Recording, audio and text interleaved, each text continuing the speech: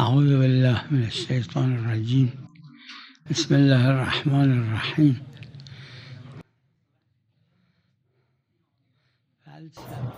فلسفہ خودش هیچ نقشی نداره خود در اپنے اسلام آپ میں کوئی نشده اہمیت نہیں رکھتا اسلام میں. این مال 5000 سال قبل یونانه فقط چیزی که هست معارف 5000 سال قبل یونان کی ایک چیز. عرفان اهل بیته ہاں، عرفان یا معارف یا اہل بیت کی. عرفان یعنی معرفت. عرفان کا مطلب معرفت. علامه مجلسی اللہ مجلسی رحمۃ اللہ علیہ نے در بہار میں 50 جلد میں راجع به عرفان عرفان و معرفت کے سلسلے میں 50 جلد روایتیں کی ہیں. که بیش از 50,000 حدیث ہے. تقریباً 50,000 حدیثیں ہیں.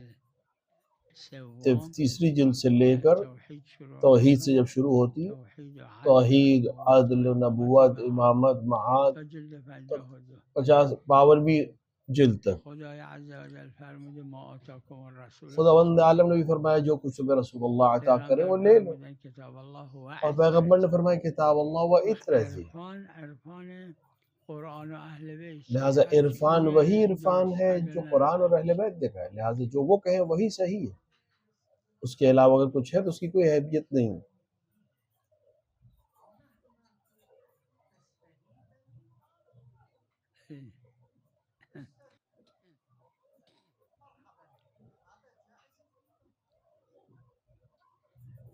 الغیبت فیها حقان، حق الله عز و جل و حق الناس. غیبت میں دو چیزیں ہیں، ایک اللہ کا حق ہے اور ایک اس بندے کا حق ہے جس کی غیبت کی. اور اس کے سلسلے میں ہے کہ خداوند عالم اس وقت تک معاف نہیں کرے گا غیبت کرنے والے کو جب تک اس کا صاحب جو ہے یعنی وہ شخص جس کی غیبت کی وہ معاف نہ کرتے. لہٰذا اگر کسی انسان نے کوئی غیبت کی ہے تو اس کے لیے ضروری ہے کہ اللہ سے استغفار کرے، اس بندے سے بھی معافی طلب کرے.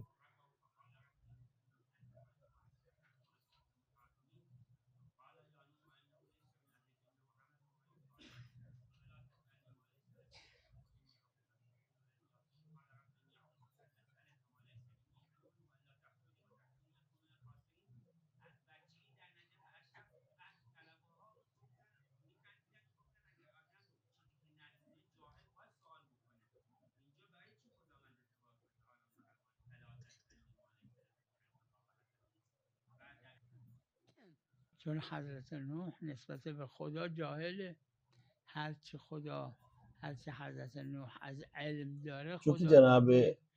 حضرت نوح خدا کی نسبت میں اتنا علم نہیں رکھتے. خدا نے جتنا علم دیا ہے انہیں اتنا ہی. حضرت نوح جاهله هیچی نمیدونه. خود اپنے آپ میں ان کے پاس علم نہیں ہے، جتنا خداوند عالم نے انہیں علم دیا ہے اتنا ہی نبی اولی العزم بعنوان نبی، بعنوان اولی العزم نبی، جتنا علم خدا نے دیا ہے اتنا ہی جناب نوح کے پاس ہے. این نهی از سؤال همینیه، مثل نهی هایی که از اشرف انبیاء شده تو اور یہ اسی قرآن. طرح سے یہاں پر جو منع ہے نہی ہے یہ شراف انبیاء سے کیا ہے قرآن. اس میں روایات میں بھی ہے، کہ انما نزل القرآن علی ایاکی روایت میں ہے کہ واسمعی یا جارہ، یہ جو بہت سے خطاب قرآن میں ہوتے ہیں پیغمبر سے، اس سے مراد پیغمبر نہیں ہوتے، پیغمبر کو خطاب ہے لیکن بات کسی اور کو سنا دی. فارسی میں کہتے ہیں کہ در کو آواز دیتے تاکہ دیوار سنے، یعنی جیسے کسی کے اخلاق برا ہے، کسی کے پڑوسی کا اخلاق برا ہے. اب یہ اب ایک انسان اپنے بیٹے سے بلند آواز سے کہتا ہے کہ جس کا اخلاق برا ہے اس کے لیے یہ حکم ہے اور اس طرح اخلاق ہونا چاہیے. یہ بیٹے سے بلند آواز میں اس لیے کہہ رہا ہے کہ پڑوسی سنے جس کا اخلاق خراب ہے. بیٹے کا اخلاق خراب نہیں ہے لیکن کسی اور کو سنانے کے لیے کسی اور کو خطاب کیا جا رہا ہے. قرآن میں بھی اسی طرح سے ہے.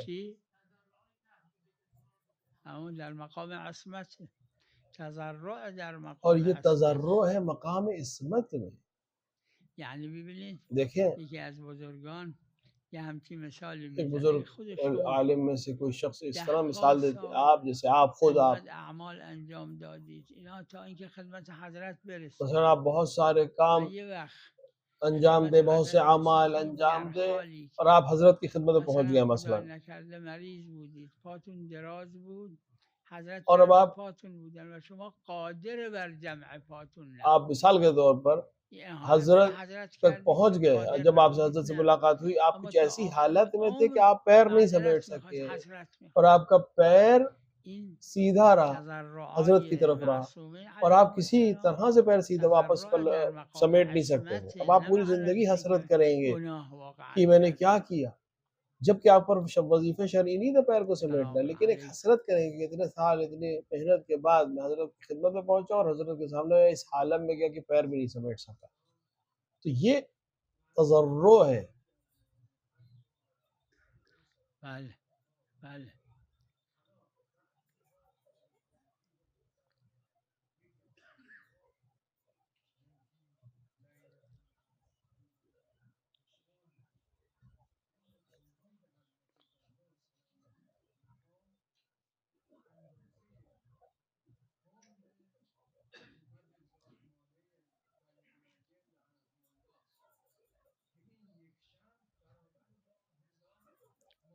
بهتره خیر بہتر، خیر کا مطلب بہتر. چای بیدار اگر روایت داره چه اشکال داره. میدونم اینجوری تفسیرش کردم. خلاصه مانعی اس طرح سے نداره. تفسیر من کی گئی، خودم همچین تفسیری از خودم نمی میں کنم، خود سے اس طرح اما کی امکان تفسیر نہیں داره به کروں گا، عنوان احتمال لیکن چه بعنوان اشکال داره. احتمال کسی دوسرے نے اگر تفسیر کی تو میں اشکال نه بھی به نہیں کروں. عنوان احتمال. فلم تجدو ان ما بی فلم تجدو. اس میں ان نہیں ہے، فلم تجدو کا جملہ ہے.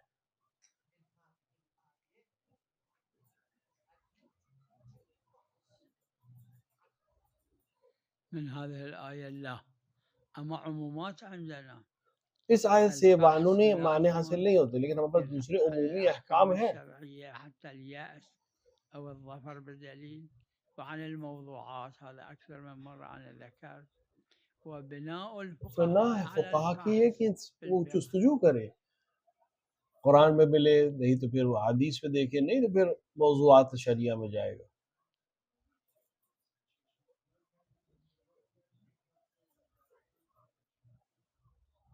لا.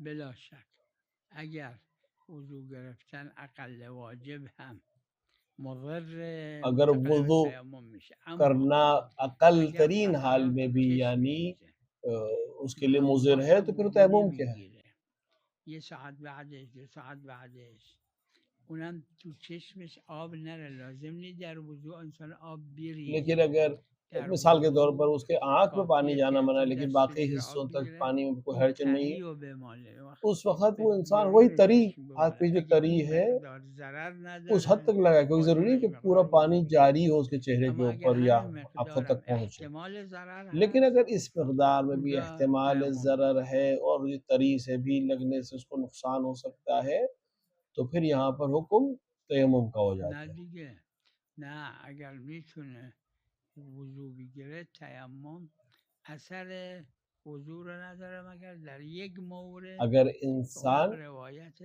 وضو غیر کر سکتا ہے معتبری کسی طرح داره، سے بھی تو اما پھر چون اس کے لیے قاعده تیمم کا فائدہ تساهل نہیں ہے. اشکال نداره. کسی که میخواد بخوابه سوائے ایک لحافش و جگہ کے دوش کہ جہاں یه پر قدری غبار درش هست کہ انسان که جو حال سونا جا رہا ہے مستقرتن نداره که با طهارت بخوابه، اور وہ یه روایت ہمت غیر نہیں کر رہا ہے معتبر روزہ سند، اٹھ کر وضو اما چون کرنے کی، تو مقام اگر وہ لحاف میں یا کمبل میں اس طرح اقتضائیاته کے اشکال نداره، دھول اونها ہے کہ ملاحظ وہ اس پہ تیمم تیمم کر میکنه. سکتا ہے، اس پر وگرنه تیمم کر نه، سکتا ہے. اگر میتونه ورنہ وضو اگر بگیره به وضو کر جوری که سکتا ہے، ضرر اگر اس کے لیے نبینه ضرر کا سبب نہیں ہے تیمم تو فایده وہاں پہ نداره. تیمم کا کوئی فائدہ نہیں، اس کو وضو ہی کرنا ہے سوائے سے ایک مورد کی جو بیان کیا گیا.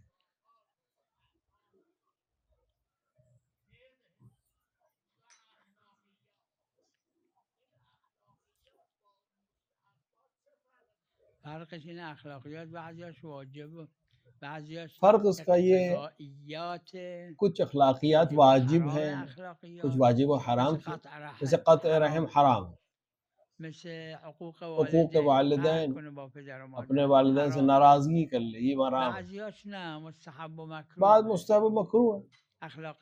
اخلاقیات کی دو قسمیں ہیں اسی لیے۔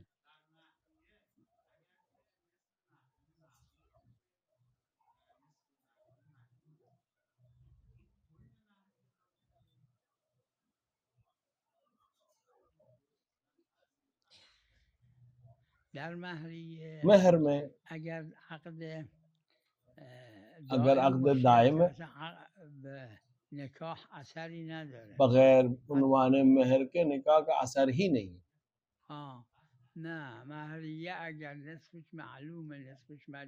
اگر نصف معلوم ہے نصف مجہول ہے تو مثل حساب ہوگا، تو جو مجہول ہے وہ دو چیزیں ہیں،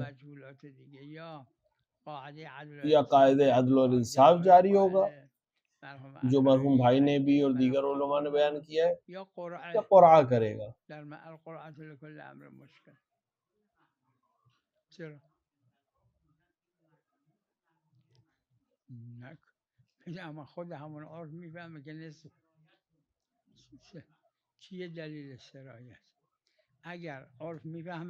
اگر عرف کہہ رہا ہے تو ٹھیک ہے ہم اس کو قبول کر لیں گے، اگر عرف قبول نہیں کر رہی اس بات کو یا روشن نہیں ہے اس کے لیے تو واپس کیا دلیل ہے کہ سرایت کر جائے گا حکم اگلے حصے پہ۔ اگر کوئی عام انسان ہے تو اپنے مرجع سے رجوع کرے گا صرف، اور اگر خود مجتہد ہے تو اس کے لیے اگر محرز ہے کہ یہ عرف کا مسئلہ ہے تو ٹھیک ہے، البتہ میرے لیے محرز نہیں ہے کہ یہ عرف کا مسئلہ ہے۔ ہاں عدل و انصاف کے مثلا حساب کرے قیمت کو، فرض ہے اس نے آدھا گھر،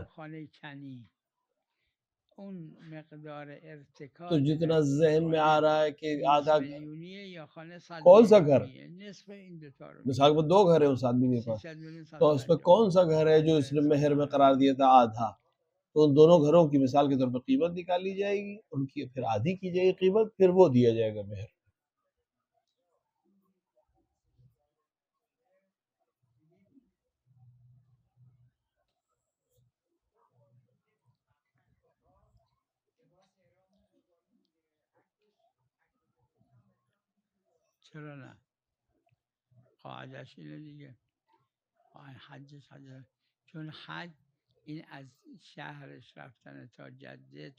حج میں اپنے گھر سے میقات تک جانا، حتی مدینے سے میقات تک جانا، یا مثال کے طور پر دوسری طرف جوحفے کے اگر کسی غصبی چیز سے جائے گا تو اس کا حج باطل نہیں ہے، لیکن اس کا حج قبول نہیں ہوگا کیونکہ اللہ متقین سے قبول کرتا ہے۔ لہٰذا روزہ محشر جب وہ اس کا نام اعمال آئے گا تو اس پہ حج نہیں لکھا ہوگا، لیکن اس کا حج باطل نہیں ہے۔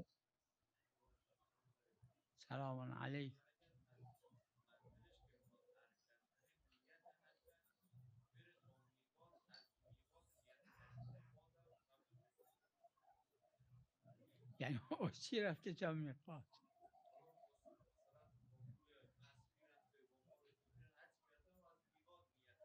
نه خلاصه اگر یه صورت اینجور باشه نه، چون این حجش مبتنی بر حرام نبوده، مقدمه اگر اس طرح سے جس طرح بیان کر رہے ہیں اس طرح کی صورت ممکن ہو اور ہو جائے تو اس کا حج صحیح، کیونکہ اگر حرام کا کوئی مقدمہ اس میں نہیں ہے، کوئی حرام اس کے اندر شریک نہیں، اس کا حج صحیح ہے۔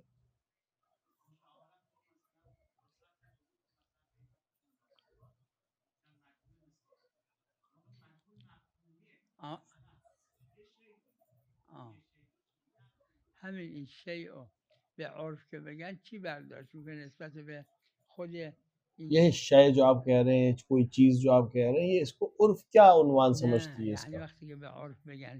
جب عرف سے کہیں چیز، اس طرح کے شوہر اس طرح کی زوجہ کے لیے جب کوئی چیز کہیں، کوئی چیز مہر میں رکھی گئی چیز، تو اس کوئی چیز کو کیا تصور کرتی ہے عرف؟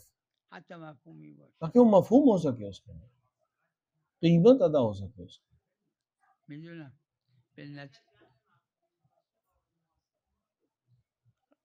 یعنی اقل اکثر نداره در جهت مفهومی؟ نه اقل اکثر نداره.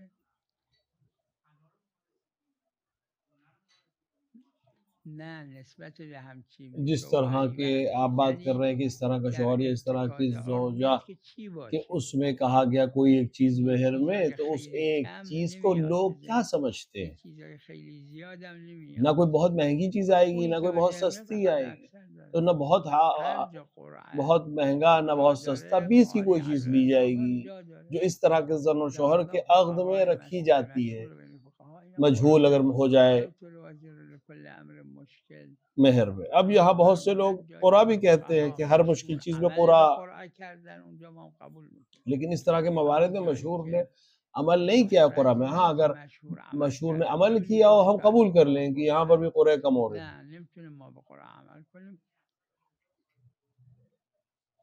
چرا؟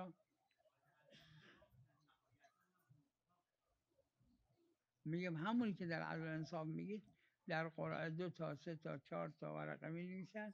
وہی اسی طرح جس طرح آپ عدل و انصاف پہ کہہ رہے ہیں کہ بیچ کی قیمت نکالی جائے، اسی طرح قرعہ میں بھی ایسے ہی 3-4 چیزوں کو آپ رکھیں گے قرعے میں، ان میں سے کوئی ایک نکالیں گے، وہی مہر ہو جائے گا، جو قرعے کا ایک طریقہ ہے.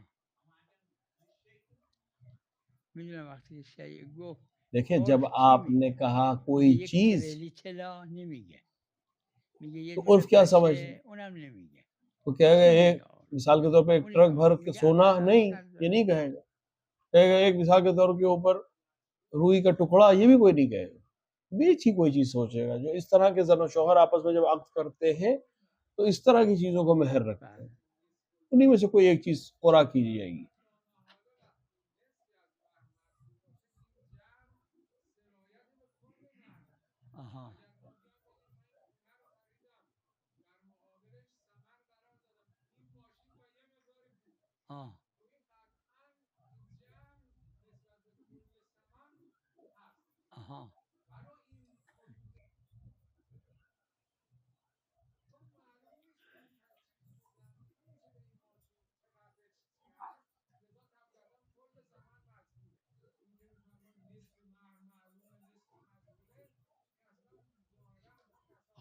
ایشون معلوم شد تصور کردن که اینو میگن.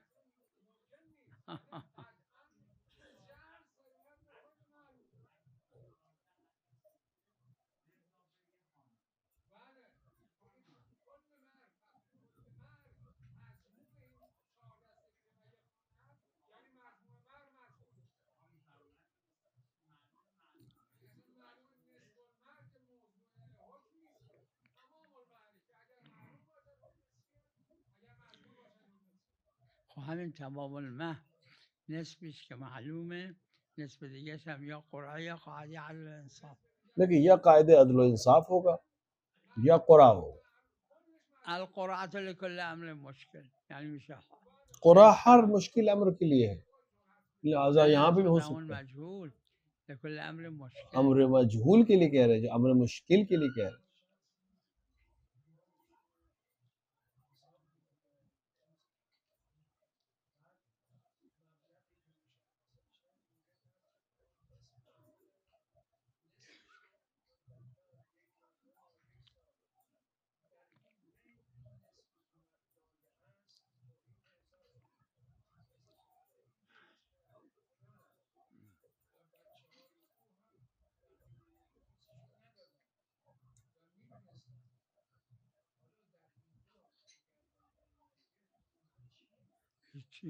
باید فقیہ جامع شرائط کے پاس جائیں، چاہے وہ مرجع تقلید نہ بھی ہو، لیکن فقیہ عادل ہو، اس سے مصالحت کرے یہ انسان، اس عادل نصف کو.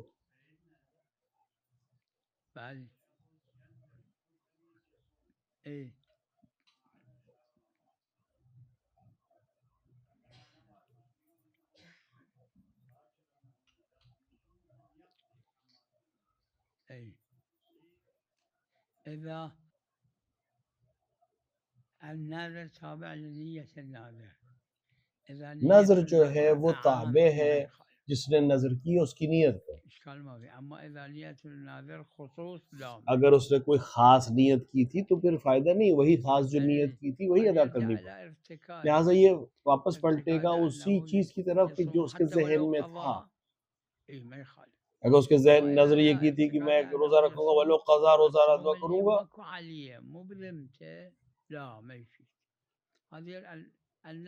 تو ٹھیک ہے. لہٰذا ناظر نے جو نیت کی، جو اس وقت پہ نیت نظر کرتے وقت رکھی، اگر اس نے نظر کی مطلقاً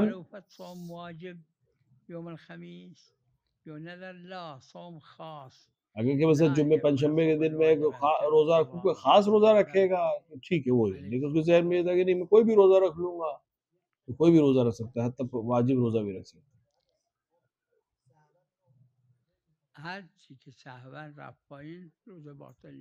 ہر چیز اگر غلطی سے جو چلی گئی اور کھا لیا تو اس سے روزہ باطل نہیں ہوتا، لیکن اگر جان بوجھ کے ہو تو ایک قطرے سے بھی باطل ہو جائے.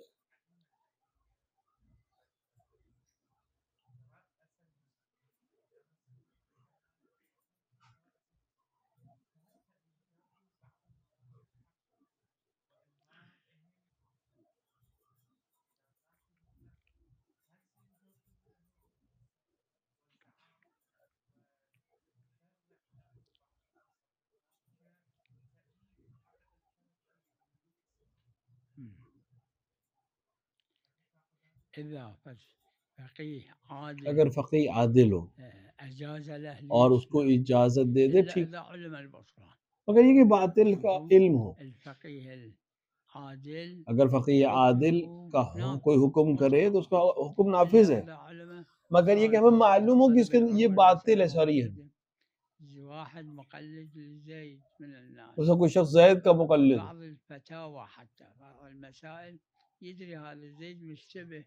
اور اگر جانتا ہے کہ اس زید نے جس کا یہ تقلید کر رہا ہے فلاں مسئلے میں اس نے اشتباہ کیا، غلطی کی ہے، تو پھر اس کے لیے جائز نہیں اس مسئلے میں زید کی تقلید کرنا.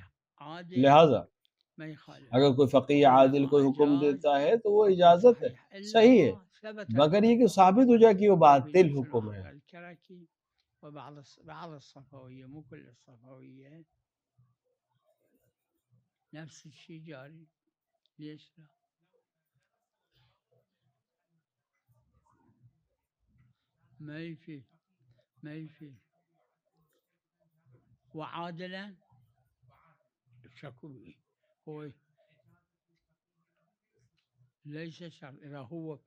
اگر شخص فقیہ ہے اور عادل ہے تو اس کا حکم نافذ، حکم مصداق ہے.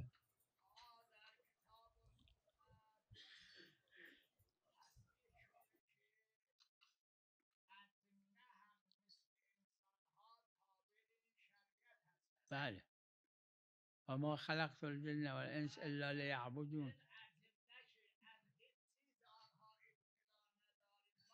ما اطلعنا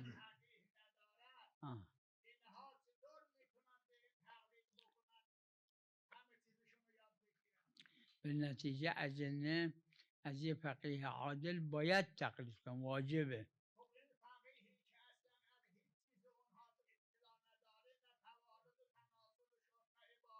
اصلا لازم نی اجنه رجوع به فقیه عادل کنن. رساله استوى الحسن آقای بروجردی ور میدارن اجنه مؤمن بهش عمل میکنن. ضرور نہیں کہ اجنہ آ کر فقیہ کو بتائے کہ میں ان کا مقلد ہوں. اجنہ کے اوپر تقلید واجب ہے، ان کو عبادت کرنی ہے، لہٰذا وہ عبادت کریں گا، وہ کسی ایک مجتہد کی رسالہ عملیہ پہ عمل کر لیں گے. اما در تکالیف سنخیت دارن، در تکالیف حکم ہے ہماری طرح نمازیں پڑھ لی ہیں، ہماری طرح قبلے کی طرف پڑھنا ہے، اور وضو اور دیگر چیزیں ہوں، پھر روزہ بھی ایسے ہی ہے. لازم نیست مگه فقیه باید از مقلدین ضروری نہیں ہے کہ فقیہ کو اپنے مقلدین کی خبر ہو. مقلد جو ہے اس کو معلوم ہونا چاہیے میرا فقیہ کون ہے. فقیہ کو معلوم ہونا ضروری نہیں ہے کہ میری تقلید کون کون کر رہا ہے. حالا فقیه لازمه که کسایی که تقلیدش میکنن بدون کیا هستن. کوئی ضروری تھوڑی نہیں ہے کہ فقیہ کو یہ معلوم ہے کون کون اس کی تقلید کر رہا ہے. میدونم دونستن در همون انسان اگه ندونه، یعنی این فقیه نمیدونه کیا مقلدشن، تقلیدشون درسته اگه فقیه عادل. سلام علیکم.